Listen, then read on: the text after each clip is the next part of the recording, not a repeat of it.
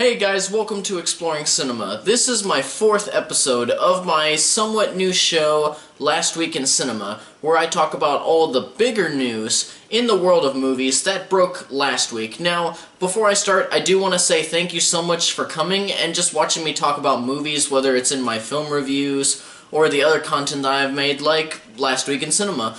And for those of you who are new to the channel, first of all, please don't forget to subscribe if you haven't already for more reviews and content, so that you can keep up with everything that's happening at Exploring Cinema.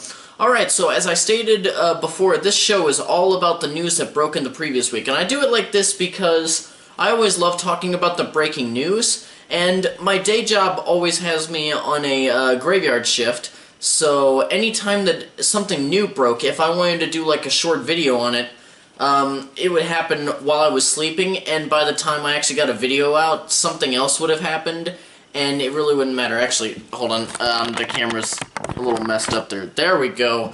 I have no idea what happened with that. But, yeah, so it made recording those videos a lot less worth it. So what I decided to do was I decided to take that my situation and kind of turn it into a strength. So I came up with the idea of this weekly show, Last Week in Cinema, where I would just talk about everything that happened, an entire week's worth of movie news that happened last week the following Monday. And what I like to do is I like to start off with the previous week's box office numbers. Just focusing on the top 5, and then I get into the news topics themselves. Okay, so this is the box office report for the weekend of 17 to 19 November. In 5th place, having about a 51.9% drop, was Murder on the Orient Express. For the domestic weekend, it was 13.8 million. With an overall domestic total of 51.7 million and a worldwide grossing total of 148.2 million. And this is actually very important because the reported budget was around 50 million, so it's already made over double. So just in case you guys were any of you guys were clamoring for a sequel, we may actually get it. In 4th place was Daddy's Home. The weekend grossing for the US was 14.4 million, a 51.3% drop in its second weekend, with an overall domestic total of 50.2 million, and then overall the worldwide grossing was 50.6 million. So really, other than in the US, nobody's really looking to see it this holiday season. Okay, and then in 3rd place, still going pretty strong, is Thor Ragnarok, with a weekend grossing of 21.6 million, with the overall US domestic total being 247.2 million, and then the entire worldwide grossing comes out to just around 740 million, and that's amazing, because it's been going for like 3 to 4 weeks, and it's still going strong. I still think that it's going to be the highest grossing comic book movie this year. I do actually believe that. Then in 2nd place we have the little family-friendly movie Wonder, which I've already done a review of. I thought that it was a pretty good movie.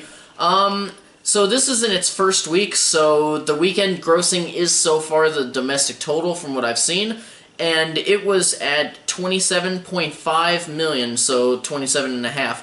I tried looking for worldwide grossing, but I really couldn't find much info on the international markets. The only country that was outside of the US at the time that seemed to actually have it was Lithuania, and it only brought in around 400,000, so it didn't count into the grand total for some reason. I have no idea why. And then for number 1, which nobody was expecting anything less, except for the numbers. Everybody was expecting higher numbers. But 1st place is Justice League, with a very disappointing weekend grossing of 96 million, with an overall domestic of 185 million, which I guess at that point meant that I actually don't know. I looked up the numbers, and I don't understand why it got that when it was only in its first week. But the worldwide grossing was 280 million. That's really disappointing, especially because this was a movie that had so many reshoots, so many issues, and also the untimely, leave of Zack Snyder, the original director. So, I don't know. Everybody was expecting at least 135 million, which is, I think, either a little bit above or a little bit below the opening of Wonder Woman, but it just wasn't lucky enough. Plus, they had that entire thing a couple of weeks ago with the Rotten Tomatoes score, which was complete bullshit. Yeah, actually, that's it. It was just a very disappointing weekend for the box office. Okay, now on to the news topics. Now, there wasn't much last week since it was Thanksgiving week. Nobody really wants to drop any news during Thanksgiving week for some reason, so this will be done fairly quickly. Okay, for the first topic, shit, I had a water. I'll get it later. Ever since Quentin Tarantino moved to Sony to film his 9th directorial film, as well as the recent death of Charles Manson, who will have a bit of focus in the film, a lot of people have been itching for any news about the film, and in the last week we did get a few small plot details. The still untitled film takes place in summer of 1969 in Los Angeles, and will follow a TV actor who's had one hit series and is now looking for a way to get into the film business. He also has a sidekick who has been his stunt double in the past, and the sidekick is looking to get in the business as well. And the Manson family murder of famous actress Sharon Tate will serve as the backdrop to the main story. The movie is set to come out in 2019, and I'm really excited about it. I love Quentin Tarantino. Hell, last night, me and Mallory actually rewatched Kill Bill Part 1. I fucking love that movie. If you guys haven't seen any of the Kill Bill movies, those are... If you're a huge geek, whether it's film geek or just any kind of geek, that's the kind of movie for you. Oh. And I've pretty much loved all of his films, but I'm also... I was worried for the longest time that he was going to stick with westerns because his last two movies, Django Unchained and Hateful Eight, were westerns. I thought that he was just going to finish out his filmmaking career with those. So, the idea of a more modern time period film is honestly good news to me. Okay. Actually, I did slightly hint at this a little bit earlier when we were talking about the box office, but recently they had the new adaptation of the beloved mystery novel Murder on the Orient Express. And for those of you who have seen my review, you know that I did enjoy the film. I think that Kenneth Branagh did a great job as the director, as well as portraying the main character, Hercule Poirot. Or Poirot? I can never pronounce his name, but I actually think he's Oscar-worthy as far as the acting part. I do believe that I even said I look forward to any potential sequels in the film as well. Either way, whether I did or didn't, I do actually look forward to any, and it seems that my prayers have been answered, because since they did make a profit on Murder on the Orient Express worldwide, they've already planned to follow up the film with another adaptation of a beloved Agatha Christie novel called Death on the Nile, and let me see, I have the description right here. It is a 1937 novel that finds Poirot tasked with another murder mystery while on vacation in Egypt. I swear, this guy can never catch a break. He can never go on a vacation, because, I mean, the whole Murder on the Orient Express thing, you know, a little minor spoiler, but he's trying to go on vacation, and it doesn't work out for him in Murder on the Orient Express. But while there is no deal, Branagh is still expected to return as the star and the director, and I really do hope it comes back. I already missed that bomb-ass mustache, because that's the focus. Oh, and the original writer, Michael Green, who also co-wrote the scripts for Logan and Blade Runner, two of my favorite movies from this year, definitely still in my top 10 so far. Yeah, I'm really hoping that he comes back. I did think that the film had flaws, like narrative flaws, but I would actually like to see him improve in the sequel. Okay, and so for the next topic, and this one has to do with some stuff with Joss Whedon. So, for some reason, early in the week, an article was released online stating that Joss Whedon, who had taken over the director's chair from Zack Snyder on Justice League, there was some kind of article that said that he was fired by Warner Brothers because of some news that dropped around the time that he became director, where his ex-wife had come out and said, yeah, he slept around with tons of women while we were still married, and that's why we divorced. But it's been announced by multiple sources that Whedon is still attached to direct. Now, I have actually seen many people on Facebook, Twitter, Instagram, hell, even many YouTube comment sections saying that the news of the adultery, because of all of it, he should be fired. Why?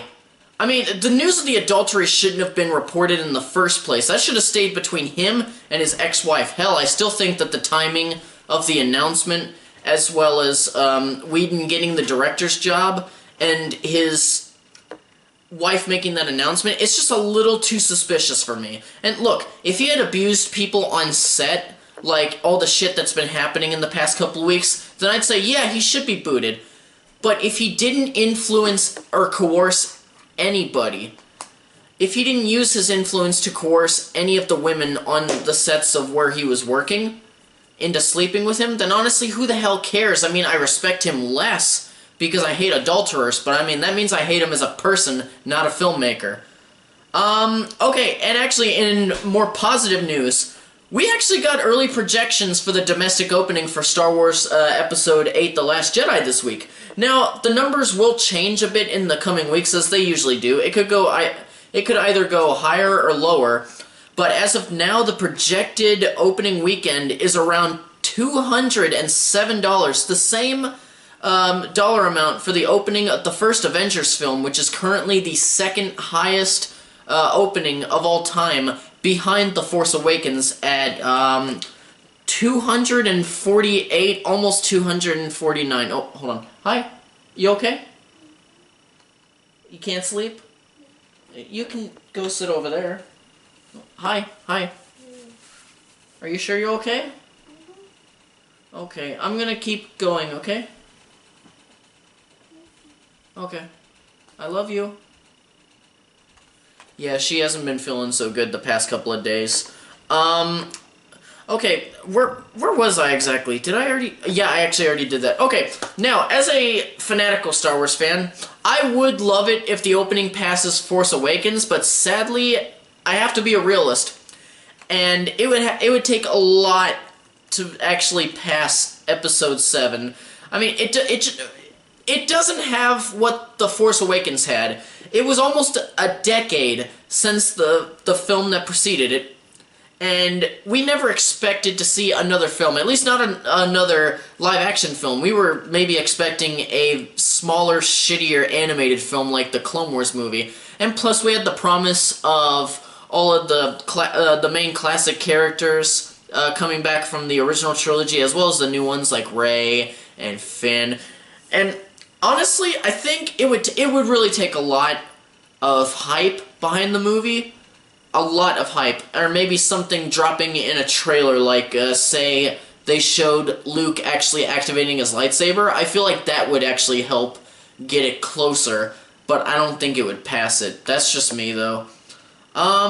Still, if The Last Jedi is possibly... if it can possibly steal the number 2 spot from Avengers, I'm completely fine with that. Actually, yeah, that's it. I told you guys, there was really nothing this week, and I was actually kind of disappointed, because I love just reading through the news and making the show notes. It's a lot of fun, but this is all I could do this week. I'm sorry. Hopefully next week it will actually have a shit ton of stuff, but it's a little late, so I am actually going to go to bed, because... Oh shit, my phone fell in my pocket. I'm recording this at 3 in the morning, and I'm tired. I want to go to bed. But anyway, thank you for watching, and I'll be back next week for the next episode of Last Week in Cinema. And until then, please be sure to look out for my upcoming reviews, and farewell until the next video. Bye, guys.